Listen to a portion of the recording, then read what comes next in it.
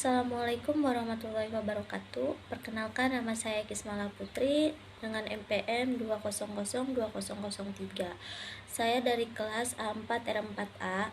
Di sini saya akan menerangkan tentang perubahan akuntansi demi memenuhi tugas akuntansi keuangan menengah lanjutan. Baiklah, langsung saja ke materi, yang pertama pengertian perubahan akuntansi. Nah, perubahan akuntansi atau accounting change adalah perubahan atau modifikasi dalam hal prinsip akuntansi, perkiraan akuntansi, atau entitas pelaporan. Contohnya adalah perubahan metode depresiasi aset, revisi estimasi piutang ragu-ragu, dan perubahan karena penggabungan perusahaan. Lalu selanjutnya yaitu jenis-jenis perubahan akuntansi. Nah, perubahan akuntansi di sini ada 3 jenis. Yang pertama, perubahan prinsip akuntansi, yang kedua, perubahan estimasi akuntansi, dan yang ketiga, perubahan estimasi pelaporan. Nah, untuk yang pertama, perubahan prinsip akuntansi yaitu perubahan satu prinsip akuntansi yang berlaku umum ke prinsip akuntansi yang berlaku umum lainnya. Sebagai contoh yaitu perubahan metode penyusunan dari saldo menurun berganda ke penyusutan garis lurus atau aktiva pabrik. Lalu, yang kedua, perubahan estimasi akuntansi yaitu perubahan yang terjadi sebagai akibat dari informasi baru atau diperolehnya pengalaman tambahan. Contohnya yaitu perubahan estimasi umur manfaat aktiva yang dapat disusut. Nah, lalu yang ketiga yaitu perubahan estimasi pelaporan.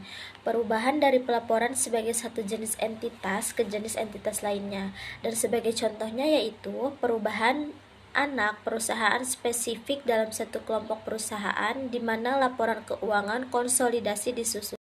Selanjutnya yaitu alasan perubahan akuntansi. Nah, mengapa sih ada perubahan akuntansi? Yaitu yang pertama, berdasarkan pengalaman atau adanya informasi baru, suatu perusahaan merasa perlu mengubah estimasi pendapatan dan biayanya.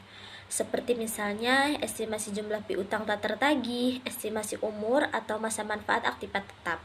Lalu yang kedua, karena perubahan kondisi perekonomian juga bisa, karena perusahaan merasa perlu untuk mengubah metode akuntansinya untuk lebih mencerminkan kondisi perekonomian terkini. Lalu yang selanjutnya yaitu organisasi profesi akuntansi mengharuskan perusahaan untuk menerapkan standar prinsip atau metode akuntansi yang baru. Nah, yang keempat, akuisisi yaitu peleburan, pemekaran, pemecahan usaha bisa menyebabkan terjadinya perubahan entitas pelapor. Lalu yang terakhir yaitu tuntutan kepada manajemen untuk menghasilkan laba secara berlebihan. Perubahan akuntansi sering bisa membuat laba menjadi lebih besar. Apapun alasannya, akuntan harus tetap menerapkan manfaat atau kegunaan informasi sebagai pertimbangan utama di dalam menyajikan informasi akuntansi.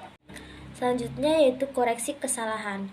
Koreksi kesalahan di sini yaitu tidak dipandang sebagai perubahan akuntansi ya, tetapi perlakuannya diatur dalam opini APB nomor 16. Akibatnya kesalahan akuntansi yang terjadi pada tahun-tahun sebelumnya yang belum dikoreksi atau disesuaikan jumlahnya dilaporkan sebagai penyesuaian tahun sebelumnya dan dicatat langsung pada perkiraan laba yang ditahan. Yang terakhir yaitu pengungkapan yang diwajibkan untuk koreksi periode sebelumnya. Nah, jika suatu kesalahan baik disengaja maupun tidak disengaja ditemukan kemudian yang memengaruhi periode sebelumnya, dampaknya atas laporan keuangan yang diterbitkan sebelumnya dan dampak koreksinya pada laba bersih periode berjalan harus diungkapkan pada periode saat kesalahan dikoreksi. Mungkin hanya itu yang dapat saya sampaikan, kurang dan lebihnya saya mohon maaf. Wassalamualaikum warahmatullahi wabarakatuh.